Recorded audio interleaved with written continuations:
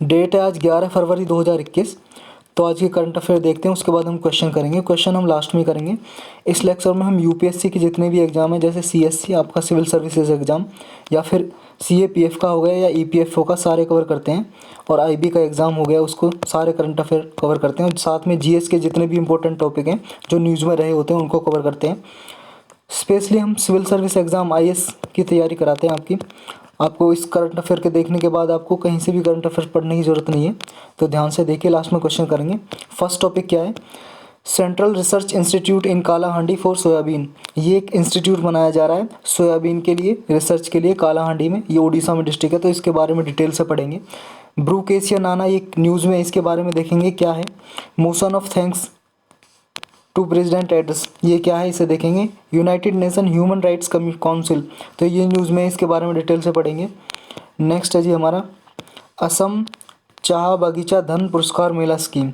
ये आर नहीं है जी, इसमें काटना मिसप्रिंट हो गया है, तो इसके बारे में डिटेल से पढ़ेंगे। व्हाट इज़ आइंस्टाइनियम, ये क्या है, क्यों न्यूज़ में, इसके बारे में पढ़ेंगे। कुछ प्लेसेस न्यूज़ में, उनके बारे में डिटेल से पढ़ेंगे। कभी कभी मैच द फॉलोइंग में पूछ लेता है कि ये प्लेसेस के बारे में, और साइड में दे देता है कि किस स्टेट में या किस जगह पे है, तो इसके बारे में पढ़ेंगे। इको सेंसिटिव जोन्स, ये इन्वायरमेंट का बहुत ही इंपॉर्टेंट टॉपिक है जी, इसके बारे में डिटेल से पढ़ेंगे। नेक्स्ट है जी हमारा, मोदी ने अपनी स्पीच में अभी आंदोलन जीवी और एफडीआई, ये नए वर्ड यूज़ किए हैं, इसके बारे में भी थोड़ा देखेंगे। Sri Lanka clears Chinese energy project, Sri Lanka ने चाइना को एक एनर्जी प्रोजेक्ट बनाने के लिए अनुमति देती है, परमिशन दे दी है श्रीलंका में, जो तमिलनाडु के कोस्ट से, जो तमिलनाडु कोस्ट है हमारा इंडिया का, उससे 50 किलोमीटर दूर है, 50 किलोमीटर दूर। तो इसके बारे में देखेंगे क्या है जी ये। अर्का सुबह, एक न्यू वैरायटी मिली है मैरी गोल्ड की, इसके बारे में डिटेल से पढ़ेंगे। नेक्स्ट है जी हमारा और last, world sustainable development summit अभी हेल्ड हुआ है 2021 का, तो इसके बारे में डिटेल से हम देखेंगे। तो स्टार्ट करते हैं अपना डिस्कशन। फर्स्ट टॉपिक क्या है? फर्स्ट टॉपिक है जी central research institute in Kalahandi for soybean. अभी यूनियन मिनिस्टर ऑफ एग्रीकल्चर ने, जो कृषि मंत्री हैं जी हमारे, उन्होंने राज्यसभा में इन्फॉर्म किया कि नई यूनिवर्सिटी सेटअप करने जा रहे हैं हम, सेंट्रल रिसर्च इंस्टीट्यूट। किसके लिए? सोयाबीन के लिए। कहाँ पे? कालाहांडी। ये कालाहांडी एक डिस्ट्रिक्ट है जी उड़ीसा में, उड़ीसा में डिस्ट्रिक्ट है जी, वहाँ पे सोयाबीन के लिए एक रिसर्च इंस्टीट्यूट एस्टेब्लिश किया जा रहा है। अब सोयाबीन हमारे लिए इंपॉर्टेंट क्यों हो जाता है पढ़ना? सोयाबीन के बारे में डिटेल से पढ़ेंगे। क्यों? क्योंकि जी देखो, आपने अगर 2019 का यूपीएससी का प्रीलिम पेपर देखा है, या 2020 का देखा है, 2018 का देखा है, तो उसमें एक चीज़ आपने नोटिस की होगी, हर बार 1 से 2 क्वेश्चन, 1 क्वेश्चन तो रहता ही है कि किसी भी क्रॉप पे पूछे। जैसे पल्सिस के बारे में एक बार पूछा, एक बार सोयाबीन के बारे में, सोयाबीन के बारे में नहीं पूछा जी, ऑयल सीड के बारे में पूछा। सोयाबीन से भी ऑयल बनता है ना, तो या फिर और प्रोटीन वगैरह के लिए, सब्जी बनाने के लिए यूज़ होता है। तो ऑयल सीड्स के बारे में पूछा जी एक बार कॉटन के बारे में पूछा। तो ये पूछता रहता है यूपीएससी, एक क्वेश्चन तो ज़रूर रहता है इसके बारे में, तो इसलिए हमारे लिए इंपॉर्टेंट हो जाता है ये पढ़ना। तो सोयाबीन के बारे में डिटेल से पढ़ते हैं। सोयाबीन क्या होता है, इस सब ने आपने देखा होगा। देखो जी, इसका ट्री होता है, ऐसा होता है, इसका प्लांट होता है, प्लांट होता है खेत में, इतना छोटा सा प्लांट होता है जिसमें इस टाइप की ये, इसमें फली लगती हैं, जिनमें से सोयाबीन निकलती है। सोयाबीन कैसी होती है ये आपने देखी होगी, सोयाबीन की दाल ये, और इससे सोयाबीन बड़ी बनाई जाती है, ये आपने खाई होंगी ज़रूर। अब इसके बारे में डिटेल से पढ़ते हैं। Production of soybean in India is dominated by Madhya Pradesh and Maharashtra. सबसे ज़्यादा हमारे इंडिया में मध्य प्रदेश और महाराष्ट्र में होता है सोयाबीन, लगभग 89% तो इन दोनों स्टेट में ही होता है, टोटल प्रोडक्शन जितना भी होता है हमारी कंट्री में। और सबसे ज़्यादा पूरे वर्ल्ड में ब्राज़ील में होता है जी, सबसे ज़्यादा वर्ल्ड में सबसे ज़्यादा प्रोड्यूस भी करता है और एक्सपोर्ट भी ये करता है, मतलब पैदा भी सोयाबीन की ब्राज़ील सबसे ज़्यादा करता है वर्ल्ड में, और निर्यात भी यही करता है, एक्सपोर्ट सोयाबीन का। अब ये चीज़ हमें याद रखनी है कि हम सोयाबीन का कोई एक्सपोर्ट नहीं करते, इंपोर्ट ही करते हैं। हमारी नीड पूरी नहीं हो पाती है जितना हम सोयाबीन उगाते हैं, ग्रो करते हैं अपनी कंट्री में। तो इंपोर्टर कंट्री है सोयाबीन के लिए इंडिया, ये चीज़ आपको याद रखनी है। सिर्फ इतना ही पूछ लेता है। जैसे ऑयल सीड के बारे में क्वेश्चन पूछा यूपीएससी ने अपने प्रीलिम में कि ऑयल सीड के लिए नेट एक्सपोर्टर है या इम्पोर्टर है, तो ये चीज़ आपको याद रखनी है कि इसके लिए नेट इम्पोर्टर है, सोयाबीन को इम्पोर्ट करता है इंडिया, ना कि एक्सपोर्ट। अब सोयाबीन हमारे लिए क्यों इम्पोर्टेंट है? इसमें phytic acid, dietary minerals, B vitamins, और ये प्रोटीन के लिए भी और बहुत ही अच्छा सोर्स है, प्रोटीन भी इसमें मिलता है। जिसमें जो एनिमल्स के लिए भी यूज़ होता है जी, एनिमल्स भी खाते हैं और हम तो खाते ही हैं। अब इसकी कल्टीवेशन की कंडीशन क्या है, ये इम्पोर्टेंट हो जाता है। जो इसकी क्रॉप कल्टीवेशन की जाती है तो इसके लिए क्या टेम्परेचर और क्या रेनफॉल चाहिए, इसके लिए कैसी सॉइल चाहिए। देखो जी, इसके लिए क्लाइमेट चाहिए विद हॉट समर, मतलब गर्मियों में ही होता है जी ये, और 20 से 30 डिग्री सेल्सियस टेम्परेचर होना चाहिए। अगर टेम्परेचर 20 डिग्री से बिलो है और 40 डिग्री से ज़्यादा है तो ये इसका क्रॉप का कल्टीवेशन बहुत ही मुश्किल है उगाना सोयाबीन का, ये चीज़ आपको याद रखनी है। और ये कैसी भी सॉइल में उगाई जा सकती हैं, लेकिन मोस्टली जो सॉइल इनके लिए सूटेबल है वो है जी मॉइस्ट एलुवियल सॉइल। ये एलुवियल सॉइल है क्या, एलुवियल सॉइल बोलते हैं जी दोमट मिट्टी को, दोमट मिट्टी हिंदी में। ये कौन सी होती है जी, ये होती है जो नदियों के द्वारा, रिवर के द्वारा जो मिट्टी, जैसे कोई भी डिपॉजिट्स लाए जाते हैं और डिपॉजिट जैसे यहाँ फील्ड में जमा हो जाता है, उससे जो मिट्टी बनती है, रिवर फ्लो से जो मिट्टी बनती है, जैसे कि ये हमारा इंडिया है जी, आपने देखा होगा ये गंगेटिक प्लेन है यहाँ पे, ये इंडिया हो गया जी। यहाँ पे गंगेटिक प्लेन बोलते हैं इसको क्योंकि यहाँ पे गंगा रिवर है, यमुना रिवर है, बहुत सारी रिवर हैं। तो यहाँ पे जो इनके डिपॉजिट से, रिवर के द्वारा डिपॉजिट से जो ये डिपॉजिट क्या हो रहा है, डिपॉजिट से जो मिट्टी बनती है ना, उससे एलुवियल सॉइल बोलते हैं, रिवर के द्वारा जो लाई गई होती है। तो जहाँ भी रिवर है, जैसे यहाँ गोदावरी है, कृष्णा, कावेरी, इनके आसपास एलुवियल सॉइल मिलती है, दोमट मिट्टी। तो ऐसी मिट्टी पे सोयाबीन के लिए मोस्ट सूटेबल होती है ऐसी मिट्टी। इसमें गुड ऑर्गेनिक कंटेंट होता है जी, ये चीज़ आपको याद रखनी है। और सोयाबीन का जो प्लांट होता है ना, वो नाइट्रोजन फिक्सेशन के लिए बहुत ही इंपॉर्टेंट है, नाइट्रोजन फिक्सेशन करता है।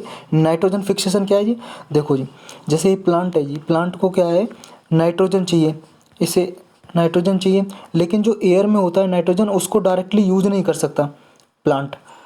तो क्या करता है, इसके अंदर क्या है, एक बैक्टीरियम होता है, बैक्टीरिया जिसका नाम है ये ब्रैडीरिजोबियम जैपोनिकम, ये बैक्टीरिया का नाम है। ये बैक्टीरिया क्या करता है, जो एयर में, हवा में नाइट्रोजन होता है ना, नाइट्रोजन, उसको क्या है, कन्वर्ट कर देता है किसमें, अमोनिया में, NH3 में, और जिसे प्लांट यूज कर सकता है। तो नाइट्रोजन को अमोनिया में कन्वर्ट कर दिया जाता है ताकि प्लांट यूज कर सके। इसी प्रोसेस को बोलते हैं नाइट्रोजन फिक्सेशन, और ये करता है, इसमें बैक्टीरिया का नाम है जो है ब्रैडीरिजोबियम जैपोनिकम, ये आपको याद रखना है। तो इससे रिलेटेड यही था। चलते हैं नेक्स्ट टॉपिक पे जी। नेक्स्ट है हमारा बुरकेसिया नाना। ये नाना जी, इस नाना का मतलब नाना नहीं है, नाना का मतलब है नैनो से, नैनो का मतलब स्मॉल। ये ब्रुकेसिया नाना कौन है, ये है जी, ये प्राणी जो दिखाई दे रहा है आपको, ये क्या है, चैमलियन है, चैमलियन। चैमलियन आप जानते हो, चैमलियन क्या है, नहीं जानते। चैमलियन होता है जी गिरगिट, गिरगिट ये देखा होगा आपने, गिरगिट कहावत तो सुनी होगी, गिरगिट की तरह रंग बदलना। तो ये गिरगिट ही है जी चैमलियन। कहीं कहीं बोलते हैं जी करकेटा भी बोलते हैं इसे, कीर कांट भी बोलते हैं। तो ये देख लो आपके प्लेस में क्या बोला जाता है इसको। ये चैमलियन की एक प्रजाति है जी, जो कहाँ पे मिली है, मेडागास्कर में मिली है। मेडागास्कर आप जानते होंगे कहाँ पे है, अफ्रीका कॉन्टिनेंट है जो, अफ्रीका कॉन्टिनेंट के यहाँ नीचे, सबसे नीचे मेडागास्कर आइलैंड है जी। अगर नहीं देखा है तो लेक्चर को पॉज करके मैप में देख सकते हो आप। ये जो चैमलियन मिला है, ये ऐसा माना जा रहा है वर्ल्ड का सबसे छोटा रेप्टाइल है, वर्ल्ड का स्मॉलेस्ट एडल्ट रेप्टाइल। रेप्टाइल कौन से होते हैं जी, रेप्टाइल बोलते हैं जो रेंगने वाले प्राणी होते हैं, पेट के बल चलते हैं, जैसे स्नैक हो गया, ठीक है, जैसे चैमलियन हो गया। तो ये सारे रेप्टाइल्स होते हैं। तो ऐसा माना जा रहा है वर्ल्ड का सबसे छोटा है ये रेप्टाइल है। देखो ये अंगूठे पे ही सिर पा रहा है, कितना छोटा होगा जान सकते हो आप। इसकी जो मेल है, यानी कि नर जो वो है चैमलियन, उसकी जो साइज़ है 21.6 mm का है, और फीमेल का है 28.9 mm। तो ये चीज़ आपको याद रखनी, फीमेल का साइज़ बड़ा होता है मेल से, ये फीमेल ज़्यादा बड़ी होती है चैमलियन में। इससे पहले जो चैमलियन की स्पीसीज़ थी जिसका नाम था बुरकेसिया माइक्रा, वो सबसे छोटा समझा जाता था, लेकिन अब ये बुरकेसिया नाना है, ये सबसे छोटा एडल्ट रेप्टाइल खोज लिया गया है। तो ये याद रखना आपको किससे रिलेटेड है, कहाँ पाया गया है। चलते हैं नेक्स्ट पे, इतना ही था इसके बारे में। अब है जी motion of thanks to president address. आप सबको जैसे पता है, जब भी बजट स्पीच होती है, जैसे क्या है, जब भी बजट पेश हो जाता है या फिर बजट पेश होने से पहले बजट सेशन होता है जी, ये बजट सेशन यानी कि हम किसी भी ईयर में फर्स्ट सेशन होता है पार्लियामेंट का, फर्स्ट सेशन। तो उसमें क्या है, प्रेसिडेंट एड्रेस करते हैं जी, संबोधित करते हैं हाउस को, दोनों हाउस को, पार्लियामेंट को, दोनों हाउस इकट्ठे बैठते हैं, लोकसभा और राज्यसभा, तो राष्ट्रपति जी भाषण देते हैं, उसी को बोलते हैं प्रेसिडेंट एड्रेस। प्रेसिडेंट एड्रेस बोलते हैं, यानी कि संबोधन करना, संबोधित करना। तो इसमें क्या है, संबोधन करने के बाद, प्रेसिडेंट के एड्रेस के बाद मोशन ऑफ थैंक्स होता है, समझे। मोशन ऑफ थैंक्स, ये मोशन ऑफ थैंक्स क्या है, मतलब प्रेसिडेंट ने जो एड्रेस दिया है, संबोधन दिया है पार्लियामेंट में, उसका धन्यवाद करना, थैंक करना, थैंक यू बोलना। ये दोनों पार्लियामेंट के दोनों हाउस में, लोकसभा में भी और राज्यसभा में अलग अलग लिखा होता है। एक कागज़ है जी, इस पे लिखा है मोशन ऑफ थैंक्स, ये जाता है दोनों हाउस में। इसमें लिखा होता है कि जो भी प्रेसिडेंट ने एड्रेस दिया है ना, स्पीच दिए, उसके बारे में आपको बताना है क्या आपको सही लगा, क्या नहीं लगा, कुछ अमेंडमेंट चाहते हो, सुधार चाहते हो, संशोधन चाहते हो या नहीं, या फिर और कोई सजेशन देना हो तो वो देते हैं। और अपनी मतलब वोट करते हैं, मतलब 50% से ज़्यादा लोगों ने वोट कर दिया राज्यसभा लोकसभा में, तो यानी कि मोशन ऑफ थैंक्स पास हो गया। तो इससे रिलेटेड है जी ये।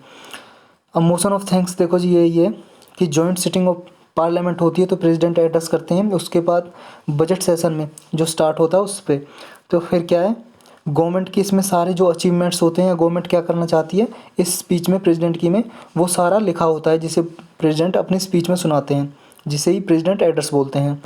इसके बाद क्या है, मोशन ऑफ थैंक्स होता है, जो दोनों हाउस में मूव होता है, ईच हाउस में बाय रूलिंग पार्टी। एमपी क्या है, इसे दोनों हाउस में मूव करते हैं। और पॉलिटिकल पार्टी, सारी पॉलिटिकल पार्टी, चाहे जो सत्ता में है यानी कि रूलिंग पार्टी या अपोजिशन की पार्टी है, सब इसे डिस्कस करती हैं और कोई अमेंडमेंट, कोई संशोधन सजेस्ट करती हैं। अब ये amendment to motion of thanks में क्या, किस किस में अमेंडमेंट संशोधन किया जा सकता है, ये जी, notice of amendment to motion of thanks on the president address can be tabled after president has delivered his address. जब प्रेसिडेंट ने अपना भाषण दे दिया, जिस स्पीच दे दिया एड्रेस, उसके बाद ही प्रेसिडेंट के एड्रेस में कुछ अमेंडमेंट का नोटिस जो किया जा सकता है, अमेंडमेंट किया जा सकता है, संशोधन, उसके बाद ही किया जा सकता है। लेकिन अमेंडमेंट क्या है, उसी मैटर पे होगा जो मैटर उसमें है, यानी कि अगर मान लो, या तो जो एक तो मान लो किसी मामले पे डिस्कस किया है प्रेसिडेंट ने, तो उस पर अमेंडमेंट संशोधन हो सकता है। या फिर कोई मेंशन नहीं किया इसमें कोई चीज़, मान लो कोई प्रोग्राम, स्कीम, योजना मेंशन नहीं की, तो लेकिन क्या है, मेंबर ऑफ पार्लियामेंट जो है वो चाहते हैं कि इसमें कोई और सजेशन देना, तो वो सजेशन भी दे सकते हैं, समझ में आए।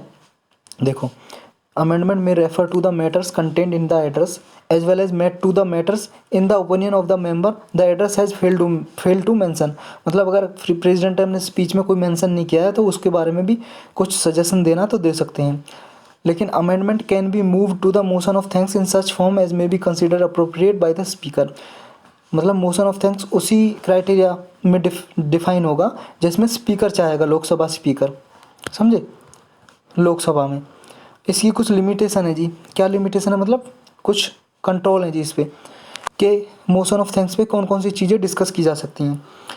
देखो जी, वो मैटर क्या है, डायरेक्टली जिसमें सेंट्रल गवर्नमेंट की कोई रिस्पॉन्सिबिलिटी नहीं है, डायरेक्ट रिस्पॉन्सिबिलिटी, तो उसको मोशन ऑफ थैंक्स में डिस्कस नहीं किया जा सकता, ना ही रेफर किया जा सकता कि आप अमेंडमेंट कहोगे इस चीज़ में। जिसमें सेंट्रल गवर्नमेंट की रिस्पॉन्सिबिलिटी है, उसी मैटर पे आप क्या है, डिस्कस कर सकते हो और सजेशन दे सकते हो। सेकंड चीज़ ये जी, इसमें प्रेसिडेंट का नाम नहीं आएगा कहीं पे भी, समझो। प्रेसिडेंट ने एड्रेस तो दिया है, लेकिन प्रेसिडेंट तो वही दे पढ़ता है ना स्पीच में जो सेंट्रल गवर्नमेंट लिख के दे देता है, यानी कि प्राइम मिनिस्टर और काउंसिल ऑफ मिनिस्टर लिख के दे देते हैं, तो प्रेसिडेंट का नाम यूज नहीं होगा इसमें, ठीक है। क्योंकि गवर्नमेंट क्या है, गवर्नमेंट का ही जो स्कीम, योजना जो भी चलानी है इस साल में, जो भी अचीव किया है, अचीवमेंट किया है, तो सब गवर्नमेंट का होता है। प्रेसिडेंट तो सिर्फ उसे पढ़ता है स्पीच में, तो प्रेसिडेंट का नाम कहीं भी यूज़ नहीं हो सकता। Name of the president can not be brought in during the debate. जब भी डिबेट होगी मोशन ऑफ थैंक्स पे, प्रेसिडेंट का नाम नहीं आएगा। और क्या है जी इसमें, अब ये देखते हैं कि इसके लिए प्रोविज़न क्या है, प्रेसिडेंट एड्रेस के लिए, मोशन ऑफ थैंक्स के लिए कॉन्स्टिट्यूशन में। देखो जी, प्रेसिडेंट का एड्रेस होता है, उसके लिए तो कॉन्स्टिट्यूशन में आर्टिकल है, आर्टिकल 86 क्लाउज 1, 87 क्लाउज 1, ये दोनों आर्टिकल।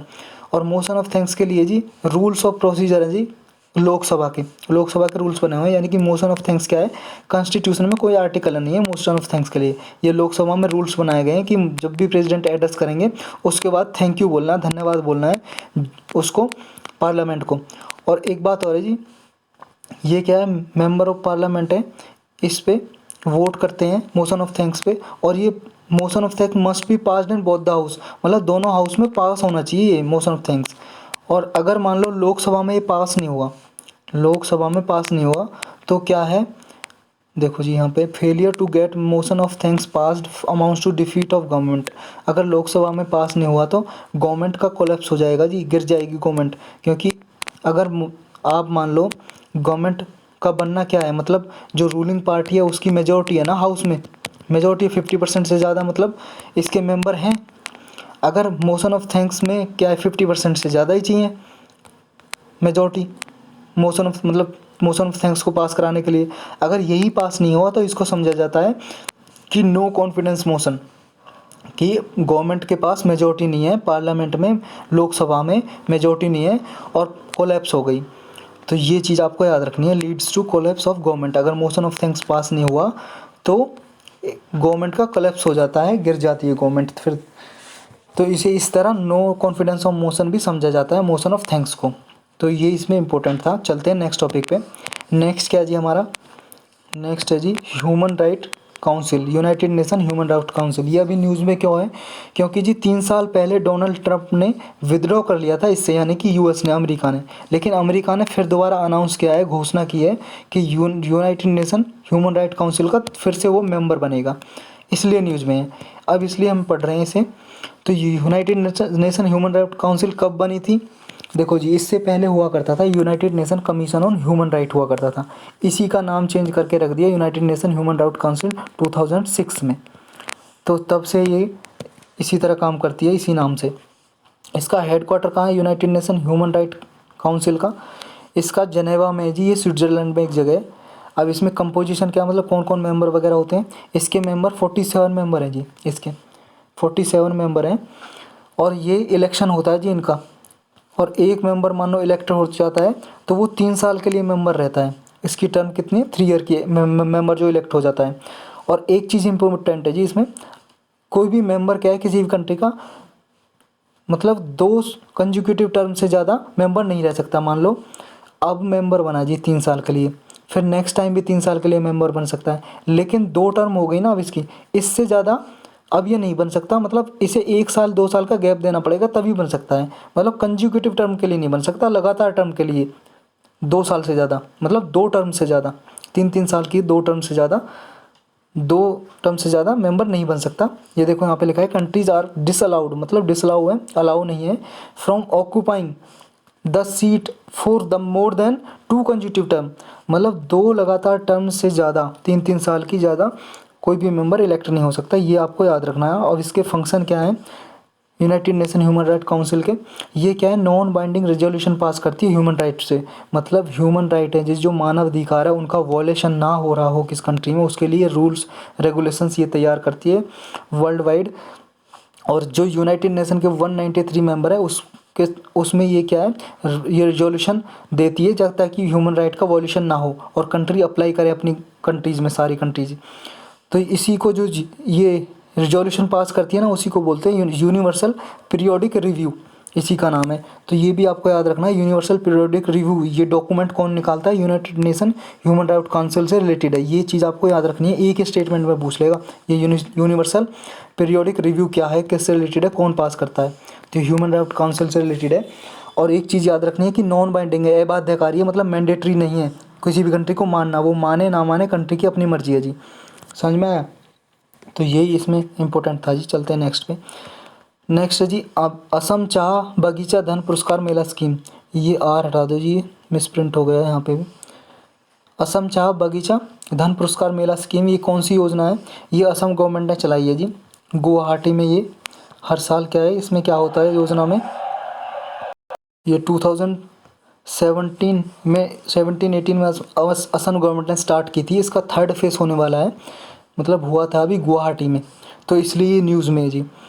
इसमें क्या करते हैं, इसमें जी टी गार्डन एरिया आ जाए ना, जहाँ पे चाय वगैरह, चाय बागान है, चाय के बगीचे हैं, जहाँ पे चाय उगती है असम में, वहाँ पे क्या है, जो वर्कर काम करते हैं ना उनके लिए बैंक अकाउंट खुलवाना। और इसमें क्या है, स्कीम के अंदर 2500 2,500 रुपये उनके बैंक अकाउंट में डाले जाते हैं। जो टी कम्युनिटी है, जो चाय के बागानों में वर्कर काम करते हैं ना, जो कर्मचारी, उनके अकाउंट में 2,500 रुपये फ्री में गवर्नमेंट देगी और उनका अकाउंट खुलवाएगी, ताकि उनका जीवन यापन अच्छे से हो सके। इसके लिए एलिजिबिलिटी क्या है, मतलब क्राइटेरिया क्या है जी, कौन कौन बैंक अकाउंट खुलवा सकता है। एक तो जी असम का रेजिडेंट होना चाहिए, असम का निवासी होना चाहिए, और टी गार्डन में काम करता हो, who work on tea garden, मतलब चाय के बागानों में काम करता हो। ऐसा नहीं है आप काम करते नहीं, अकाउंट खुलवा लिए 2,500 रुपये लेने के लिए, ऐसा नहीं होगा। और वुमन भी खुलवा सकती हैं बिलोंगिंग टू बीपीएल कैटेगरी। जैसे कोई भी वुमन है जी, अगर बिलो पॉवर्टी लाइन है, गरीब फैमिली से, तो वो खुलवा सकती है, उसे 2,500 रुपये मिलेंगे। अब हमारे लिए इम्पोर्टेंट हो जाता है टी प्रोडक्शन कैसे कैसे होता है जी, क्या क्या उसके लिए इन्वायरमेंट चाहिए। तो पहले देखते हैं टी प्रोडक्शन इन इंडिया में क्या है। कि इंडिया जितना भी ग्लोबल एक्सपोर्ट होता है ना जी टी का, जितना भी कंट्री एक्सपोर्ट करती हैं, निर्यात करती हैं पूरी विश्व में, उसका 14% इंडिया करता है अकेला। और जितना भी इंडिया में प्रोड्यूस होता है, इंडिया में जितना प्रोड्यूस होता है उसका 20% जो टी प्रोड्यूस होती है उसे एक्सपोर्ट इंडिया करता है। अब ये दोनों बात आपको समझ आएंगी या नहीं?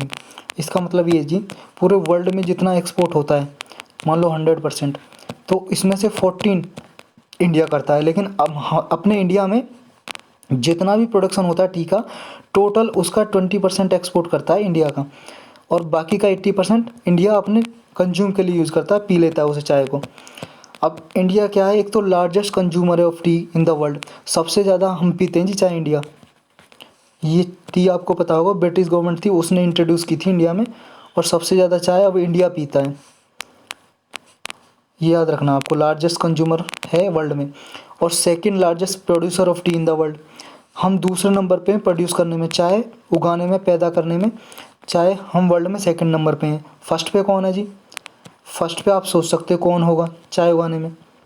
चाइना जी, सही सोचा आपने, चाइना। और फोर्थ लार्जेस्ट एक्सपोर्टर हैं हम, मतलब कि निर्यात फोर्थ नंबर पे करते हैं जी हम चाय का। सबसे लार्जेस्ट एक्सपोर्टर कौन है? बिल्कुल सही सोचा जी, वो आपने, चाइना है उसका भी। चाइना लार्जेस्ट एक्सपोर्टर और प्रोड्यूसर दोनों है जी, लेकिन कंज्यूम सबसे ज़्यादा हम ही करते हैं, चाय सबसे ज़्यादा इंडिया ही पीता है। अब प्लेसेस कौन से हैं जी इंडिया में जहाँ पे चाय होती है?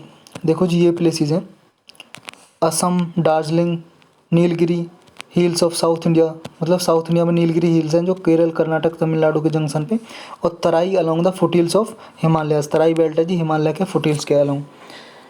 अब ये पता होगा आपको, दार्जिलिंग टी है वो सबसे पहली चाय थी जी जिसे जीआई टैग मिला था। जीआई टैग आप जानते होंगे, कभी न्यूज़ में आएगा तो बताएंगे, और इसके बारे में बहुत बार डिस्कस किया करंट अफेयर में। ये देखो जी, ये रीजन है जहाँ पे चाय होती है। ये जो हिमालय है जी, ये इसकी 3 पार्ट है जी, हिमालय को 3 पार्ट में बांटा गया है। ये ग्रेटर हिमालय जी, आउटर हिमालयाज बोलते हैं जिसको, ये लेसर हिमालय बोलते हैं बीच में, मिडल हिमालय भी बोलते हैं, और ये शिवालिक हिमालय, मतलब ये लेसर हिमालय से नीचे है। तो यहाँ पे जो एरिया है ना जी, इसमें यह चाय उगाई जाती है। और ये असम के कुछ एरिया में, यहाँ पे ये केरल, कर्नाटक, तमिलनाडु के कुछ एरिया में उगाई जाती है चाय। लेकिन असम सबसे लार्जेस्ट प्रोड्यूसर है हमारी कंट्री में, ये आपको याद रखना है, असम लार्जेस्ट प्रोड्यूसर है। अब कंडीशन क्या है ग्रोथ, मतलब चाय किस कंडीशन में होती है? एक तो जी क्लाइमेट कैसा चाहिए चाय को, ट्रॉपिकल या सब ट्रॉपिकल प्लांट चाहिए होते हैं जी, मतलब इस क्लाइमेट सब ट्रॉपिकल या ट्रॉपिकल क्लाइमेट होना चाहिए। और ये क्या है, हॉट एंड ह्यूमिड क्लाइमेट चाहिए इसके लिए, मतलब टेम्परेचर कितना चाहिए, 20 से 30 डिग्री टेम्परेचर चाहिए।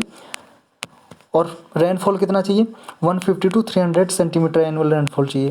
ये इंपॉर्टेंट है याद करना, जी हाँ बिल्कुल। टेम्परेचर, रेनफॉल कितना चाहिए ये।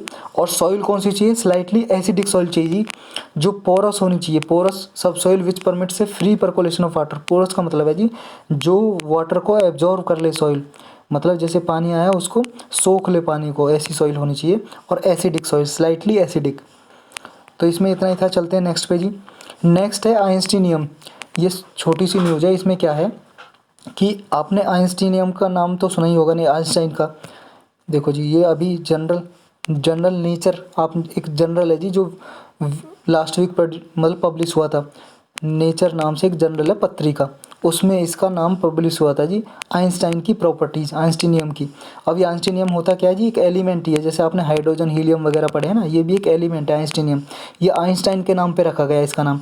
आइंस्टाइन आप जानते हो, बहुत ही महान वैज्ञानिक थे, वही हैं जिन्होंने जनरल रिलेटिविटी थ्योरी दी थी, फोटो इलेक्ट्रिक इफेक्ट दिया था, जो क्या है, जिसके बारे में नोबेल पुरस्कार इन्हें फोटो इलेक्ट्रिक इफेक्ट के लिए मिला था। ये भी याद रखना, बहुत सारे एग्जाम में पूछा गया, फोटो इलेक्ट्रिक इफेक्ट।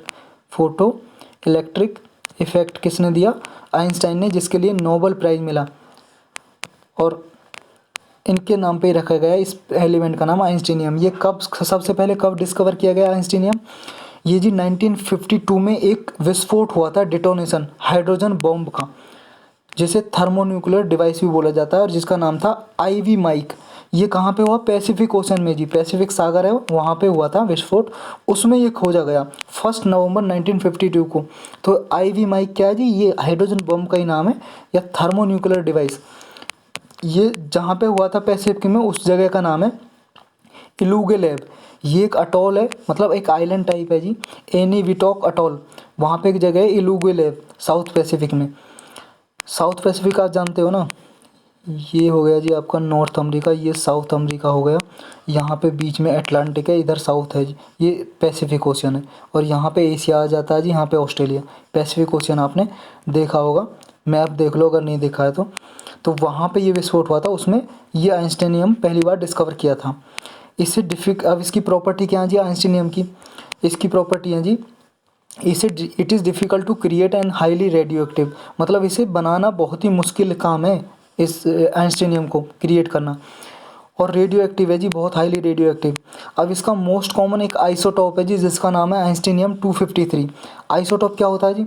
आइसोटॉप जी, जैसे आपने हाइड्रोजन देखा होगा, यहाँ पे हम लिखते हैं नीचे एटॉमिक नंबर, परमाणु क्रमांक, यहाँ पे लिखते हैं एटॉमिक मास, यानी मतलब परमाणु भार और परमाणु क्रमांक यहाँ पे। और एक देखा होगा हमने H1S2, ये यहाँ पे। तो ये क्या है? हाइड्रोजन का आइसोटॉप है, यानी कि एटॉमिक नंबर जब सेम हो और एटॉमिक मास डिफरेंट हो तो उसे बोलते हैं उसका आइसोटॉप। तो ये हाइड्रोजन का आइसोटॉप हो गया। तो यही है जी ये आइंस्टीनियम का 253 मोस्ट कॉमन आइसोटॉप है, जिसकी लाइफ सिर्फ 20 डेज है। ये 20 दिन तक ही सिर्फ रहता है जी एलिमेंट, फिर अपने आप डिस्ट्रॉय हो जाता है। एक है जी आइंस्टीनियम 254, ये भी दूसरा आइसोटॉप है जी आइंस्टीनियम का। इसकी लाइफ कितनी है? 276 डेज तक है। एक इम्पोर्टेंट चीज़ और है जी, इसको क्या है, नेकेड आई से नहीं देखा गया था, मतलब विजिबल नहीं हुआ था नंगी खुली आँखों से, मतलब इसे सूक्ष्मदर्शी वगैरह यूज करके देखा गया था, माइक्रोस्कोप जो होते हैं। लेकिन 9 साल के बाद इसे खुली आंखों से देखा गया, जब डिस्कवर किया उसके बाद, मैन्युफैक्चर होने के बाद। और ये हाईली रिएक्टिव है, ये तो आपको याद ही रखना है। और इसकी शॉर्ट लाइफ होती है आइंस्टीनियम आइसोटॉप्स की। बस इसमें इतना ही था। चलते हैं नेक्स्ट पे। नेक्स्ट है जी प्लेसेस इन न्यूज़ में कुछ प्लेसेस रहे हैं जगह, कभी मैच द फॉलोइंग में पूछ लेता है कौन कौन सी हैं। एक तो मोपा है जी, ये गोवा में है, यहाँ पे एयरपोर्ट कंस्ट्रक्शन की वजह से क्या है ये न्यूज़ में है। एक है जी तमिलनाडु में थुथुकुडी, यहाँ पे क्या है, एक स्टेरलाइट कॉपर प्लांट क्या है, बंद हो गया है, शटिंग डाउन, तो इस वजह से ये न्यूज़ में है, तो ये भी आपको याद रखना है। चलते हैं नेक्स्ट पे जी। नेक्स्ट है हमारा most important topic, eco sensitive zones. ये बहुत ही मोस्ट इंपॉर्टेंट टॉपिक है। ये अभी न्यूज़ में क्यों है, अभी क्या इसलिए न्यूज़ में है जी, अभी ये क्या है, केरल के जो चीफ मिनिस्टर हैं पिनारई विजयन, उन्होंने प्राइम मिनिस्टर से अपील की है कि वो क्या है, जो वायनाड वाइल्ड लाइफ सेंचुरी है उसमें क्या है, कुछ गाइडलाइंस दी मिनिस्ट्री ऑफ एनवायरनमेंट ने, ministry of environment forest and climate change ने। किस लिए? जो वायनाड वाइल्ड लाइफ सेंचुरी है उसके अलोंग बफर जोन क्रिएट किया जी। देखो जी इशू क्या है, पहले इसके बारे में देख लो आप। वायनाड वाइल्ड लाइफ सेंचुरी कहाँ पे? केरल में जी ये, और इसके बीच में से काबिनी रिवर निकलती है, काबिनी रिवर, और ये नीलगिरी हिल्स का ही पार्ट है, नीलगिरी बायोस्फीयर रिजर्व का भी पार्ट है। ये हमने डिटेल में पढ़ा हुआ है जी, नीलगिरी बायोस्फीयर रिजर्व पढ़ा है सब कुछ। बायोस्फीयर रिजर्व का एक लेक्चर बनाया हुआ है मैंने, डिस्क्रिप्शन में लिंक है जी, जहाँ पे लिखा हुआ है 11 फरवरी 2021 करंट अफेयर, वहाँ पे आप क्लिक करोगे तो डिस्क्रिप्शन खुल जाएगा, वहाँ पे लिंक दिया हुआ है, आप देख सकते हो लेक्चर। उसमें सारे बायोस्फीयर रिजर्व, और एक लेक्चर है जी important biosphere reserve, wildlife sanctuary, important national park, इनके बारे में, टाइगर रिजर्व जो भी न्यूज़ में रहे हैं, तो इनसे 2 से 3 क्वेश्चन आप एक्सपेक्ट करते सकते हो, और आएंगे ही आएंगे। तो लेक्चर ज़रूर देख लेना, आपने नहीं देखा है तो ये आपने वायनाड के बारे में डिटेल में देख सकते हो, थोड़ी डिटेल हमने जान ली। अब इशू क्या न्यूज़ क्यों है जी? देखो जी मिनिस्ट्री ऑफ एनवायरनमेंट है, उसने क्या है, जो वायनाड वाइल्ड लाइफ सेंचुरी है उसके अराउंड 118.59 स्क्वायर किलोमीटर, ये याद करने की ज़रूरत है, इसलिए याद रख लो, 118 स्क्वायर किलोमीटर का एरिया है, वो इको सेंसिटिव जोन डिक्लेयर कर दिया। मतलब कि जैसे ही वायनाड सेंचुरी है जी, ये फॉरेस्ट है, इसका नाम है वायनाड वाइल्ड लाइफ सेंचुरी, इसके अराउंड एरिया है जो, ये एरिया टोटल इतने स्क्वायर 118 स्क्वायर किलोमीटर का एरिया, ये इको सेंसिटिव जोन डिक्लेयर कर दिया। लेकिन केरल चाहता है कि सिर्फ 88 स्क्वायर किलोमीटर को ही डिक्लेयर किया जाए इको सेंसिटिव जोन। अब इसके मतलब क्या कंसर्न है, प्रॉब्लम क्या है कि कम क्यों जा रहा है केला? देखो जी, अगर क्या है ज़्यादा होगा तो इसके अराउंड जो विलेज आते हैं, ये मनथा, वडी और सुल्तान बेथरी तालुका आता है जी, तो वहाँ के फार्मर क्या है लैंड को यूज नहीं कर सकेंगे और क्या है वो खेती भी नहीं कर सकेंगे। और यहाँ पे जो ट्री अगर वगैरह पेड़ वगैरह काटने हैं तो उसे परमिशन लेनी पड़ेगी फॉरेस्ट ऑफिसर से, जो फॉरेस्ट ऑफिसर होते हैं। जैसे किसी को भी इको सेंसिटिव जोन डिक्लेयर कर दिया जाता है तो फॉरेस्ट ऑफिसर से परमिशन लेनी पड़ती है इसलिए। और इसे डिक्लेयर क्यों करते हैं, क्या है सब इसके बारे में, ये पूरी डिटेल से देखेंगे हम। देखो जी, यहाँ पे फार्मर की लाइफ अफेक्ट होगी अगर इसे ज़्यादा डिक्लेयर करते हैं। अब इको सेंसिटिव जोन देखते हैं और क्यों डिक्लेयर करते हैं इसके बारे में डिटेल से पढ़ते हैं। इको सेंसिटिव जोन्स को हम क्या बोलते हैं, इकोलॉजिकल फ्रेजाइल एरियाज भी बोलते हैं। इसे मिनिस्ट्री ऑफ एनवायरनमेंट नोटिफाई करती है, ये याद रखना आपको। किसी भी प्रोटेक्टेड एरियाज जो संरक्षित क्षेत्र होते हैं या national park, wild life sanctuary, इसके अराउंड एरिया को कंजर्व करने के लिए, मान लो इसके अराउंड जो के एरिया है उसको क्या, क्योंकि जिस wildlife sanctuary, national park या कोई भी प्रोटेक्टेड एरिया है, बायोस्फीयर रिजर्व है या टाइगर रिजर्व, उसके around eco sensitive zone declare कर देती है मिनिस्ट्री ऑफ एनवायरनमेंट, ताकि जो ये एरिया है ना फॉरेस्ट, इसको बचाया जाके कंजर्व किया जा सके। अगर यहाँ तक ये एरिया डेवलप कर दिया, मतलब डिक्लेयर कर दिया, घोषणा कर दी, तो इस एरिया के अंदर क्या है एक्टिविटी कुछ भी करनी है तो फॉरेस्ट ऑफिसर से परमिशन लेनी पड़ती है किसी को भी, इसलिए ताकि इस अंदर वाले एरिया को बचाया जा सके। और क्या जिसमें नेक्स्ट ये जी डिक्लेयर इसलिए करते हैं ताकि अराउंड एरिया को, ताकि कोर एरिया को बचाया जा सके। इसे ट्रांजिशन जोन भी बोलते हैं इस एरिया को जो डिक्लेयर करते हैं। एक चीज़ जो इंपॉर्टेंट है याद करने की वो ये जी, जो इको सेंसिटिव जोन है ये कहीं पे भी एनवायरनमेंट प्रोटेक्शन एक्ट 1986 का उसमें कहीं पे भी वर्ड मेंशन नहीं है, तो फिर कहाँ पे है, किस में, किससे डिक्लेयर करते हैं, ये किसी एक्ट में मेंशन नहीं, याद रखना आपको। और इस एक्ट में भी जो मोस्ट इंपॉर्टेंट एक्ट है एनवायरनमेंट प्रोटेक्शन एक्ट 1986, इस पे हर 2-3 साल में यूपीएससी तो क्वेश्चन पूछता ही रहता है जी, और पीसीएस वगैरह का एग्जाम होता है हर साल पूछते हैं क्वेश्चन।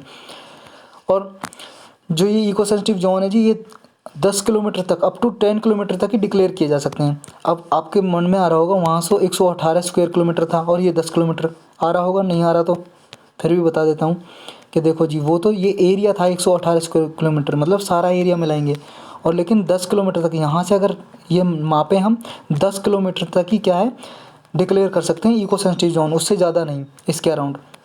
ये वाइल्ड लाइफ कंजर्वेशन स्ट्रेटजी 2002 ये रूल है जी 2002 में बनाए थे, इसके अंतर्गत ही इको सेंसिटिव जोन डिक्लेयर किए जाते हैं 10 किलोमीटर तक, ये याद रखना आपको। और ये एनवायरनमेंट प्रोटेक्शन एक्ट में नहीं है, बार बार मैं बता रहा हूँ, ये तो आपको याद रखना, भूलना नहीं है। और इसमें क्या है जी, ये लिखा है 10 किलोमीटर तक क्या है इंक्लूड किया जा सकता है, ताकि जो सेंसिटिव एरियाज़ हैं, कॉरिडोर हैं, उनको बचाया जा सके, उनके लिए बहुत ही इंपॉर्टेंट है। तो यही था इसके बारे में। चलते हैं नेक्स्ट पे जी। नेक्स्ट है हमारा मोदी सीज आंदोलन जीवी and new kind of FDI. अभी क्या है अपने प्राइम मिनिस्टर ने एक स्पीच दी, उसमें क्या है आंदोलन जीवी वर्ड यूज किया, किसके लिए, प्रोफेशनल प्रोटेस्टर के लिए, मतलब जो शांतिपूर्ण क्या है विद्रोह कर रहे हैं, शांति कर रहे हैं, मतलब शांति से विद्रोह कर रहे हैं, प्रोटेस्ट कर रहे हैं, उनके लिए आंदोलन जीवी। और एक वर्ड यूज किया जी फॉरेन डिस्ट्रक्टिव आइडियोलॉजी एफडीआई। ये एफडीआई वो वाली नहीं है जो इकोनॉमी में पढ़ते हैं हम, ये फॉरेन डिस्ट्रक्टिव आइडियोलॉजी का मतलब है जी, इन्होंने ये वर्ड यूज किया किसके लिए, अपोजिशन के लिए, सर्टेन प्रोटेस्टर कोई निश्चित विद्रोह कर रहे हैं जो उनके लिए, फॉरेन इंडिविजुअल जो विदेश के लोग क्या है फार्मर जो एजिटेशन कर रहे हैं ना विद्रोह, उसमें ट्वीट कर रहे हैं ट्विटर वगैरह पे, उनके लिए यूज किया है, ताकि उन्हें निंदा करने के लिए, कंडेम करने के लिए, लैम्पून का मतलब कंडेम निंदा करना या उनके मजाक उड़ाना एक तरह से। उन्होंने कहा है फॉरेन डिस्ट्रक्टिव आइडियोलॉजी है, तो कंट्री को अवेयर कराया है, ये हमारी कंट्री में जो ट्वीट कर रहे हैं सपोर्ट कर रहे हैं फॉर एफडीआई उनका नाम दिया है, ये फॉरेन डिस्ट्रक्टिव आइडियोलॉजी है जो इंटरफेयर कर रहे हैं हमारे कंट्री के मामले में। आपने देखा होगा रिहाना है जी, जो पॉप स्टार है, एक सिंगर है जी रिहाना, अमेरिका वगैरह की, तो ये इसने भी ट्विटर पे ट्वीट किया है, और भी कई सारे जो सेलिब्रिटीज़ हैं उन्होंने ट्वीट किया है, तो उनको लेके ये वर्ड यूज़ किया है एफडीआई का, फॉरेन डिस्ट्रक्टिव आइडियोलॉजी। बस इतना ही था इसमें, बस किस लिए वर्ड यूज़ किया है ये पता होना चाहिए आपको। एक Sri Lanka clears Chinese energy project 50 kilometre of Tamil Nadu. Tamil Nadu के कोस्ट से 50 किलोमीटर दूर एक चाइनीज एनर्जी प्रोजेक्ट को अनुमति दे दी है, परमिशन दे दी है श्रीलंका ने। देखो जी एनर्जी प्रोड्यूस करेगा जी जाफना पेनिनसुला पे। जाफना कहाँ पे, श्रीलंका में जगह है जी, ये देखो आप, ये जी अपना इंडिया जो दिखाई दे रहा है यहाँ पे, ये तमिलनाडु, तमिलनाडु से देखो जी ये है श्रीलंका का मैप, श्रीलंका में यहाँ पे जी जाफना, यहाँ पे चाइना क्या है, एक प्लांट बनाएगा, इंडस्ट्री बनाएगा जी, कंपनी जो एनर्जी प्रोड्यूस करेगी, रिन्यूएबल एनर्जी यानी कि बिजली बनाएगी जी हाँ, चाइना की कंपनी। तो ये हमारे लिए इंपॉर्टेंट है। यहाँ पे लोकेशन सारी इंपॉर्टेंट हो जाती हैं। देखो जी, ये गल्फ ऑफ मन्नार है और ये दिखाई दे रहा है आपको, ये एडम्स ब्रिज बोलते हैं। यही राम सेतु है जी, आपने जो रामायण में पढ़ा होगा ना, राम सेतु। जब क्या है, रावण श्रीलंका में, लंका में रावण की लंका है जी, यहाँ पे माता सीता को किडनैप करके ले गया था ना रावण, तो भगवान राम यहीं से आए थे जी। एडम्स ब्रिज जो बनाया था पत्थर डाल के पानी में, ये एडम्स ब्रिज वही है जिसका नाम है राम सेतु भी बोलते हैं, राम सेतु। तो इस पे विवाद भी चलता रहता है इंडिया और चाइना का। तो ये वही ब्रिज है, आपको याद रखना है। और तो कहाँ कहाँ पे है जी, ये लोकेशन आपको याद रखनी है। ये साफ़ कर देता हूँ मैं और पेन चेंज करता हूँ। ये देखो जी, ये गल्फ ऑफ मन्नार है, इसके नॉर्थ में एडम्स ब्रिज है जिसे राम सेतु कहते हैं। फिर गल्फ ऑफ, ये पाक बे है, पाक बे है। और ये जी पाक स्टेट, पाक स्टेट जो आपको दिखाई दे रही है यहाँ पे, ये पाक स्टेट है। पाक स्टेट क्या होती है, स्टेट जानते हो ना आप, संधि, जल संधि। स्टेट वो होती है एक ऐसी body, narrow channel of water which connect to larger bodies of water. मतलब कोई भी नैरो चैनल होता है वाटर का, दो लार्जर बॉडी को कनेक्ट करती है। ये बे ऑफ बंगाल को कनेक्ट करती है और पाक बे को, पाक की खाड़ी को और बंगाल की खाड़ी को कनेक्ट करती है, पाक स्टेट। तो ये आपको याद रखनी है ये लोकेशन। अब इसके बारे में इम्पोर्टेंट यही था कि चाइना की कंपनी है जो एक, उसको परमिशन दे दी है यहाँ सेटअप करने की, प्लांट बनाएगी श्रीलंका ने। तो ये जो प्लेसेस देखे हम वो इम्पोर्टेंट है। चाइना की कौन सी कंपनी, इसका नाम ये जी सिनोसॉर इचेविन जॉइंट वेंचर है चाइना का और श्रीलंका का। तो ये याद करने की ज़रूरत नहीं है हमें। यहाँ पे कुछ प्लेसेस थे जो हमने देख लिया और कुछ प्लेसेस हैं, ये नंतातीवू, ये डेल्फियन, नेंदुन थीवू, अला, ये अनालाई थीवू, ये पाक बे में ही लोकेटेड है। ये प्लेस भी आप याद कर सकते हो, मैच द फॉलोइंग में पूछे जा सकते हैं। तो इतना ही था इसमें, बस आपको प्लेसेस के नाम याद रखने हैं और कहाँ पे लोकेशन है। अब नेक्स्ट है जी हमारा, ये जी अर्का सुबह, ये मैरीगोल्ड की वैरायटी है जी, न्यू वैरायटी ये बनाई है जी, डेवलप की है साइंटिस्ट ने। मैरीगोल्ड क्या होता है, गेंदे के फूल को बोलते हैं, गेंदे के फूल आपने देखे होंगे। ये देखो जी, ये जी गेंदे के फूल, ये इसका नाम है अर्का सुबह। ये नई वैरायटी है मैरीगोल्ड की, गेंदे के फूल की, तो इसलिए ये न्यूज़ में है। ये हॉर्टिकल रिसर्च इंस्टीट्यूट ने बनाई है, डेवलप किया भी मैरीगोल्ड की वैरायटी जिसका नाम अर्का सुबह है। ये इसमें किसके लिए फेमस है, इसमें हाई कैरोटीन कंटेंट है। कैरोटीन वही है जी जो गाजर में मिलता है, गाजर, कैरेट, कैरेट जानते हो, गाजर खाई होगी आपने सब्जी कभी, उसमें मिलता है। इसी कैरोटीन की वजह से गाजर का जो ऑरेंज कलर होता है ना, जो ऑरेंज टाइप का कलर, ये कैरोटीन की वजह से ही होता है। तो ये जो गेंदे का फूल है जी मैरीगोल्ड, जो अर्का सुबह मिला है, ये भी कंटेंट जो कैरोटीन है, इस कंटेंट इसमें बहुत ज़्यादा हाई है, लगभग 2.8% तक है। जो सिंपल मैरीगोल्ड होते हैं गेंदे के फूल, उसमें 1.4% तक होता है। और एक खास क्वालिटी है जी जिसका जो कैरोटीन है, ये फूल जब डिस्ट्रॉय हो जाता है ना, सूख जाता है, उसके बाद भी क्या है, कैरोटीन इससे एक्सट्रैक्ट कर सकते हैं, कैरोटीन निकाल सकते हैं हम इससे। और सिग्निफिकेंस क्या है जी इसकी, देखो जी, ये जो है मैरीगोल्ड जो अर्का सुबह है, ऑर्नामेंटल के लिए तो मतलब सजावट के लिए तो यूज़ हो ही सकता है, कैरोटीन भी निकाल सकते हैं। दूसरा, ये पोल्ट्री फीड के लिए यूज़ हो सकता है, मतलब मुर्गी वगैरह के लिए, जो इसकी जो फूल होता है ना, फूल के यहाँ पे जो ये इसका स्टेम होता है, तना, तो इसको मुर्गी वगैरह को खाने के लिए भी यूज़ हो सकता है पोल्ट्री में। और इसका रिड्यूस इंपोर्ट डिपेंडेंसी, मतलब जो कैरोटीन हम इंपोर्ट करते हैं ना चाइना वगैरह से भी इंपोर्ट करते हैं, किस लिए, मेडिसिन वगैरह बनाने के लिए, मेडिसिन फार्मास्यूटिकल इंडस्ट्रीज में यूज़ होता है जी, मेडिसिन दवाई वगैरह बनाने के लिए। तो वो क्या है, इंपोर्ट भी कम हो सकता है हमारा, तो इसके लिए इंपॉर्टेंट था ये। चलते हैं नेक्स्ट पे। नेक्स्ट है जी वर्ल्ड सस्टेनेबल डेवलपमेंट समिट, अभी 2021 में ये समिट हुआ जी। ये इसमें किसने इनॉग्रेट किया, आरंभ किसने किया, प्राइम मिनिस्टर जी ने, प्रधानमंत्री जी ने इनॉग्रेट किया, आरंभ किया इसको, 10 फरवरी को किया जी। ये 3 दिन चलेगा जी। इसकी थीम क्या थी, इसकी इस साल की थीम थी जी, redefining our common future, safe and secure environment for all. ये इसकी थीम थी। ये जो हुआ था 20th एडिशन था वर्ल्ड सस्टेनेबल डेवलपमेंट, ये जो हुआ था summit, world sustainable development summit, इसका 20वां एडिशन था, 20th एडिशन। ये कौन ऑर्गेनाइज कौन करता है जी, इसे करता है जी तेरी, ये TERI, the energy and resource institute. ये जी जब बना था इसका नाम, जब ये नहीं था दी एनर्जी एंड रिसोर्स इंस्टीट्यूट, तब इसका नाम था Tata energy and resource institute, इसका नाम तब था टाटा एनर्जी रिसर्च इंस्टीट्यूट, और अब नाम है दी एनर्जी एंड रिसोर्स इंस्टीट्यूट। तो कब बना था ये बना था जी 1974 में। और ये एक नॉन प्रॉफिट ऑर्गेनाइजेशन है, नॉन प्रॉफिट इंस्टीट्यूट है, गैर लाभकारी संस्था है, एक इंस्टीट्यूट है, एक इंस्टीट्यूट संस्था। और ये किसने बनाया था? ये बनाया था जी दरबारी सेठ नाम के एक आदमी थे, दरबारी सेठ, उन्होंने बनाया था। तब इसका नाम था Tata energy and research institute, अब नाम है दी एनर्जी एंड रिसोर्स इंस्टीट्यूट। ये सबमिट होता है जी किस लिए? ताकि गवर्नमेंट को, बिजनेसमैन को, लीडर्स को, एकेडमियंस को, क्लाइमेट साइंटिस्ट को, या कोई यूथ या सिविल सोसाइटी एनजीओ वगैरह को एक साथ एक प्लेटफॉर्म पर लाया जाए और क्लाइमेट चेंज से लड़ा जाए। मतलब क्लाइमेट चेंज से जो नुकसान हो रहा है उसके बारे में इनोवेशन वगैरह को प्रमोट किया जाए, कैसे क्लाइमेट चेंज को रोका जाए, इसके लिए ही सबमिट होता है। इस समिट में हमारे इंडिया से पार्टिसिपेट गवर्नमेंट से कौन कौन सी मिनिस्ट्रीज़ करती हैं? एक मिनिस्ट्री ऑफ एनवायरनमेंट करती है जी, फॉरेस्ट एंड क्लाइमेट चेंज, ये एक मिनिस्ट्री करती है जी। एक ministry of new and renewable energy करती है, और एक मिनिस्ट्री ऑफ अर्थ साइंस। ये 3 मिनिस्ट्री क्या है, पार्टिसिपेट करती हैं इस समिट में जब भी होता है। तो यही था हमारा करंट अफेयर का टॉपिक। अब करते हैं हम क्वेश्चन करेंगे, करंट अफेयर पे बेस्ड होंगे और कुछ स्टैटिक पोर्शन पे बेस्ड होंगे। देखो जी, अगर आपको अच्छा लगे तो प्लीज़ चैनल को सब्सक्राइब करो और शेयर करो, ज़्यादा से ज़्यादा लोगों को फॉरवर्ड करो, ताकि मैं और अच्छे से आपके लिए वीडियो बना पाऊँ। मेरा वीडियो कोई जी फ्री ऑफ कॉस्ट मिलता है आपको, कोई एडवर्टीज़ देखने को नहीं मिलती है, यानी कि मेरा चैनल मोनेटाइज नहीं है बिल्कुल भी। कभी आप सोच रहे हो मुझे पैसा मिलता है कोई यूट्यूब से, या कोई पैसा देता है मुझे पढ़ाने का, कोई पैसा नहीं मिलता जी। बस मैं अपनी खुशी के लिए पढ़ा रहा हूँ, ताकि लोगों को फ्री में अच्छी क्वालिटी की एजुकेशन मिल सके। आपने और भी चैनल देखे होंगे कुछ भी जो एग्ज़ाम से रिलेवेंट नहीं है, सिर्फ व्यूज़ लेने के लिए, पॉपुलर होने के लिए वो पढ़ा रहे हैं। और अब तो देखा है आपने, कचरा भरा हुआ है पूरे यूट्यूब पे, कुछ भी पढ़ा रहे हैं, कुछ भी। एग्ज़ाम में कुछ नहीं पूछे जाने वाला, कुछ भी पढ़ा रहे हैं जो मन में आ रहा है। भैया जो एग्ज़ाम से रिलेटेड है वो तो पढ़ाओ। आपको देखो, न्यूज़ रिपोर्टर नहीं बनना, आपको वो चीज़ें पढ़नी है जो एग्ज़ाम में पूछी जाएंगी किसी भी एग्ज़ाम में। तो आपको ये चीज़ अब खुद एनालाइज करनी है, क्या चीज़ आपके लिए इंपॉर्टेंट है। उसके लिए आप प्लीज़ लास्ट ईयर के क्वेश्चन पेपर एनालाइज करो, जिसकी भी एग्ज़ाम की आप तैयारी कर रहे हो, तो उससे रिलेटेड ही आप वो टॉपिक कवर करो। ऐसे ही कुछ भी पढ़ने के लिए मत बैठ जाओ कि किसी पे भी। अगर आपको मेरा लेक्चर इंपॉर्टेंट नहीं लगता तो बिल्कुल भी मत पढ़ो।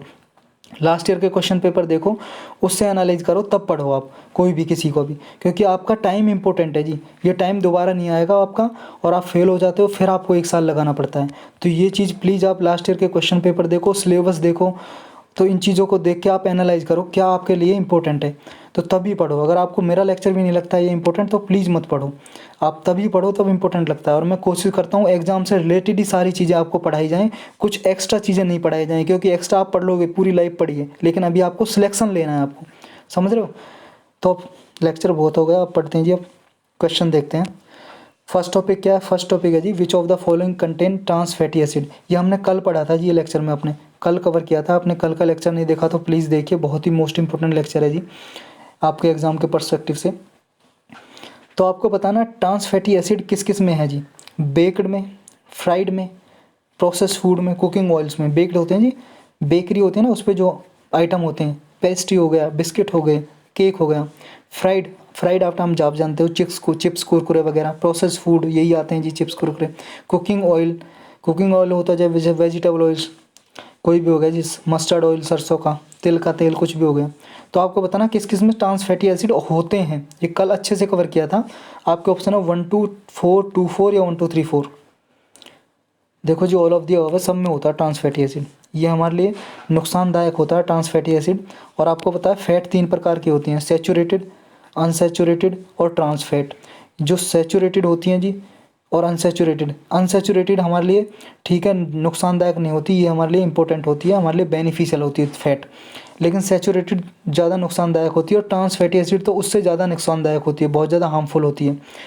और ये क्या है, जो बैड कोलेस्ट्रॉल होता है हमारी बॉडी में उसको बढ़ाती है, और जो गुड कोलेस्ट्रॉल होता है उसके लेवल को कम कर देती है, जो हमारी हेल्थ के लिए इंपॉर्टेंट होता है। और इसकी वजह से हार्ट डिसीज़ वगैरह, दिल की बीमारी, कार्डियोवास्कुलर डिसीज़, ये सारी हो जाती हैं। हाइपरटेंशन, हाई बीपी, लो बीपी, ये बीमारी होती हैं। तो कल डिटेल में पढ़ा था, आप देख सकते हो कल का लेक्चर। चलते हैं नेक्स्ट पे। नेक्स्ट है जी, world sustainable development summit 2021 is being organise in which of the following country. ये सस्टेनेबल डेवलपमेंट का समिट हो रहा है, कहाँ पे हो रहा है? India, Russia, Japan, Singapore. जी हाँ, बिल्कुल करेक्ट, ए जवाब इंडिया में, अभी पढ़ा है हमने। चलते हैं नेक्स्ट पे। Consider the following statement. कुछ स्टेटमेंट दी गई हैं जी आपको। ग्लेशियल लेक आउटब्रस्ट से, जो अभी क्या है जिसकी न्यूज़ चल रही थी उत्तराखंड में। तो आपको करेक्ट स्टेटमेंट बताना कौन सी है। ये ग्लोफ है जो glacier lake outburst flood refers to the flooding that occurs when the water dammed by a glacier और a moraine is released suddenly. देखो जी, ये जो ग्लोफ है उसको कहते हैं जब क्या है ग्लेशियर से क्या है पानी में गिर जाता है, या मोरेन मोरेन होता है जी ग्लेशियर का डिपॉजिट ही होता है।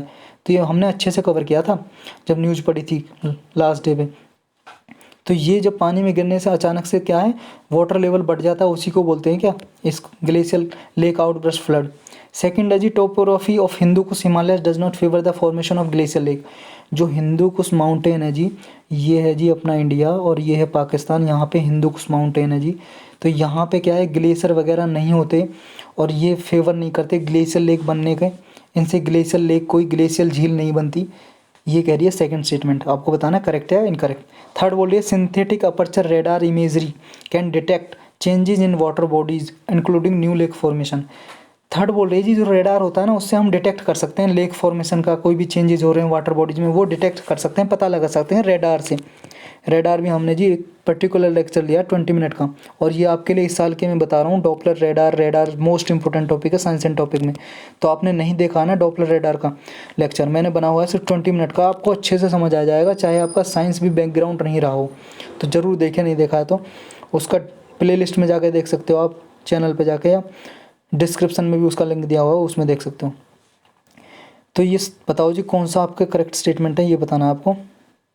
ये देखो जी आपके ये हैं जी 1 2 1 1 3 2 3। देखो जी सेकंड बिल्कुल गलत है, क्योंकि हिंदू कुश माउंटेन है वो भी क्या है ऊंचाई पे, वहाँ भी ग्लेशियर बनते हैं और ग्लेशियर लेक बनती है। तो जहाँ जहाँ सेकंड है काट दो जी, ये कट गया डी कट गया, लेकिन ये रह गए। अगर आपको पता है 3 सही है, 3 तो सही है जी, रेडार से डिटेक्ट किया जा सकता है लेक फॉर्मेशन को, वाटर बॉडीज़ को, वेदर में जो भी चेंज होते हैं, रेनफॉल कितनी होगी, ये सब डिटेक्ट किए जाते हैं रेडार से। तो सी करेक्ट आंसर हो जाएगा जी, 1 तो सही है बिल्कुल, अभी हमने न्यूज़ में देखा ही था। अब है जी फोर्थ पढ़ते हैं जी अपना। फोर्थ क्या है ये जी, Japi is traditional folk culture of. ये जापी एक कल्चर का पार्ट है जी, किस स्टेट के कल्चर का पार्ट है ये बताना। बिहार, असम, कर्नाटक, तमिलनाडु। ये जी असम का, ये न्यूज़ में था जी, असम का कार्ड है। जापी क्या एक टोपी है जी, कैप। देखो जी ये असम में ये कैप पहनी जाती है, ये कल्चर का पार्ट है असम की। चलते हैं नेक्स्ट पे जी। नेक्स्ट इकोनॉमी का है जी, आपने पढ़ा होगा, ये मोस्ट इंपॉर्टेंट टॉपिक है जी। कैपिटल एडिकेसी कि ये कैपिटल एडिक्वेसी रेशो के बारे में कुछ स्टेटमेंट दी हुई हैं, आपको बताना है कौन सी स्टेटमेंट करेक्ट है। फर्स्ट स्टेटमेंट है जी, capital adequacy ratio is the ratio of the bank's capital in relation to the its risk weighted asset and current liabilities. ये क्या है कैपिटल एडिक्वेसी रेशो, ये है जी जितनी बैंक के पास कैपिटल है और जितनी रिस्क वेटेड कैपिटल है, रिस्क वेटेड असेट है, मतलब जितना भी जोखिम है उसकी कैपिटल को, पूंजी को, उसके पैसे को, जितना रिस्क है, जोखिम है, जो खतरे में है कि मान लो कि लौटाई नहीं जा सकती, एनपीए बन सकता है कुछ भी, अगर इन दोनों का रेशो निकालें तो उसका जो परसेंटेज होता है वो रेशो ही इनका होता है कैपिटल एडिक्वेसी रेशो। ये सही है या गलत है ये बताना आपको। सेकंड स्टेटमेंट बोल रही है as per RBI norms Indian scheduled commercial banks are required to maintain the CAR यही है जी capital adequacy ratio percentage as stated in the Basel 3 banking reports. देखो जी आरबीआई के नॉर्म्स के अनुसार जो भी बेसल 3 के नॉर्म्स होते हैं उसके हिसाब से ही जो कार का परसेंटेज है रखा जाता है हमारे इंडिया में। अब बताओ जी स्टेटमेंट 1 करेक्ट है या 2 या दोनों गलत हैं जी। देखो जी फर्स्ट स्टेटमेंट बिल्कुल गलत है, दूसरी फर्स्ट सही है दूसरी गलत है, मतलब ए आंसर सही है। कैसे, पहले तो सेकंड समझो आप गलत क्यों है। देखो जी बेसल 3 नॉर्म्स क्या है, मतलब ये एक रूल्स हैं जी बेसल 3। ये कौन बनाता है, एक बेसल कमेटी है जी on banking supervisory, Basel committee on banking supervisory ऐसे करके एक कमेटी है। ये कहाँ पे, बेसल में है जी। ये बेसल कहाँ पे, सिंगापुर में जगह है जी। ये कुछ बैंक इसमें पार्टिसिपेट करते हैं और उनके लिए रूल्स बनाती है जो सारे बैंक फॉलो करते हैं। तो इसने कहा है कि 8% होना चाहिए कम से कम, क्या मतलब 8% होना चाहिए कार कैपिटल एडिक्वेसी रेशो। लेकिन इंडिया में आरबीआई ने 8 नहीं रखा गया, 9% रखा है। तो आरबीआई के फॉलो नहीं करती इसको, 9% रखा हुआ है, तो ये इसलिए गलत हो जाता है। तो ए करेक्ट क्यों है, ये बिल्कुल सही है जी। कैपिटल एडिक्वेसी रेशो यही होता है जो मैंने अभी एक्सप्लेन किया, जो रिस्क वेटेड एसेट और कैपिटल का रेशो। कैपिटल टोटल कैपिटल है जितनी बैंक की, जितनी भी पैसा है नहीं पैसा है मतलब बैंक के पास, उसका total capital upon risk weighted asset जो भी आता है उसका 9% क्या है, ये रखती है कार परसेंटेज हर बैंक। तो ये आरबीआई की नॉर्म्स है, 9% रखती है, 8% नहीं रखती। बेसल नॉर्म में 8% है, ये आपको याद रखना है। तो चलते हैं जी नेक्स्ट पे। नेक्स्ट क्या है, arrange the following location from south to north. ये हमने अभी देखा है जी अपने करंट अफेयर में, आपको बताना है साउथ से लेके, ये है जी इंडिया, ये है श्रीलंका, ये साउथ है जी, साउथ से आपको नॉर्थ में जाना है। तो यहाँ पे अभी हमने जो लोकेशन देखी है इंडिया और श्रीलंका के बीच में, ये आपको अरेंज करनी है south to north. Palk bay, Palk strait, gulf of Mannar, Adam's bridge. देखो जी ये आपके ऑप्शन पहले 3 4 2 1, 3 4 1 2, 4 3 1 2, 4 3 2 1। देखो जी पहले जी यहाँ पे हमने पढ़ा था gulf of Mannar, gulf of Mannar यानी कि 3 पहले आएगा। फिर यहाँ पे आता जी एडम्स ब्रिज जिसे राम सेतु बोलते हैं, एडम्स ब्रिज यानी कि 4 आएगा। फिर आती है जी पाक बे यानी कि पाक की खाड़ी, फिर यानी कि पाक बे यानी कि 1 नंबर आएगा। उसके बाद देता है जी ये पाक स्टेट, पाक स्टेट आती है जी, ये फिर 2 आएगा। 3 4 1 2 किस में है जी, बी में है, तो बी आंसर करेक्ट हो जाएगा। चलते हैं जी नेक्स्ट पे। Which of the following national park are part of Nilgiri biosphere reserve. ये हमने जी इसके लिए स्पेशल लेक्चर बनाया हुआ है नीलगिरी बायोस्फीयर रिजर्व, आप देखो, अगर नहीं देखा हुआ है तो डिस्क्रिप्शन में लिंक दिया हुआ है, उसे देखो, या प्ले लिस्ट में जाकर देख सकते हो। इन्वायरमेंट एंड ज्योग्राफी के नाम से उसमें बनाया हुआ है। ये मोस्ट इंपॉर्टेंट है जी, इससे यूपीएससी पूछता ही रहता है क्वेश्चन इस एरिया से। तो इसको ये बताना जी नेक्स्ट कौन कौन से नेशनल पार्क इसमें आते हैं नीलगिरी बायोस्फीयर रिजर्व में। आपके ऑप्शन है जी ये Nagarhole national park, Mudumalai, Bandipur, Eravikulam. कौन कौन से आते हैं जी, 1 2 3 1 3 1 3 4 1 2 4 1 3 4 1 2 3 4 मतलब ऑल ऑफ दी अबव। बताओ जी कौन कौन से। देखो जी इराविकुलम नहीं आता है इसमें नेशनल पार्क, ये केरल में है। इराविकुलम इसका पार्ट नहीं है, नीलगिरी बायोस्फीयर रिजर्व का पार्ट नहीं है, ये अलग है। जहाँ जहाँ 4 है काट दो, बी सी डी कट गया जी, ए आंसर आ गया जी आपका। ये तीनों पार्ट बनाते हैं, ये ज़रूर देखना जी, आपको नहीं देखा हुआ है तो लेक्चर। नेक्स्ट है जी हमारा Milinda Panha is in the form of a dialogue between the king Menander and Buddhist monk। ये मिलंद पनो एक लिटरेचर है जी, बुक है, मतलब ये बहुत सारे एक ही आदमी ने नहीं लिखी है, इसमें डायलॉग दिए गए हैं जी बहुत सारे आदमियों ने मिलके।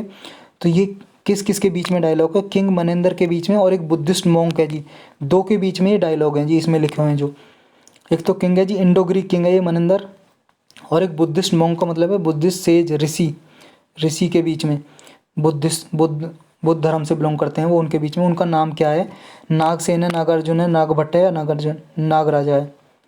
इसका करेक्ट आंसर है जी ए। हिस्ट्री में आपने पढ़ा होगा जी, एंशियंट हिस्ट्री का पार्ट है ये, नागसेन थे जी जिनके बीच में डायलॉग थे। नेक्स्ट है जी हमारा, ये क्वेश्चन हमेशा क्या है, ये चीज़ न्यूज़ में रहती है। Which of the following languages are included in the 8th schedule of the constitution of India. हमारे कॉन्स्टिट्यूशन में जी 12 शेड्यूल हैं, उसमें 8th जो शेड्यूल है उसमें लैंग्वेज दी गई हैं, 22 लैंग्वेज हैं जी जो शेड्यूल लैंग्वेज हैं। उनमें से आपको बताना है कौन सी 8th शेड्यूल में मेंशन है, कौन कौन सी हैं जी इसमें। असमीज, कश्मीरी, प्राकृत, उड़िया, पाली। बताओ जी कौन कौन सी हैं। देखो जी ये ना एक बार आप 8th शेड्यूल देखोगे, 22 लैंग्वेज कौन कौन सी है वो एक बार देखोगे, उसी से आपको पता लग जाएगा कौन कौन सी हैं कौन कौन सी नहीं है। मैं आपको बता देता हूँ। देखो जी प्राकृतिक नहीं है, ना ही पाली है। जहाँ 3 और 5 है काट दो, ये 3 इसमें, 5 इसमें कट जाएगा, 3 5 इसमें कट जाएगा। 1 2 4 असमीज, कश्मीर, उड़िया ये 8th शेड्यूल में मेंशन है, तो ये हमारा सी आंसर हो जाएगा जी इसका। तो आज के क्वेश्चन इतने ही थे जी। थैंक्स फॉर वॉचिंग, कल मिलेंगे जी, कल के लिए वेट करो।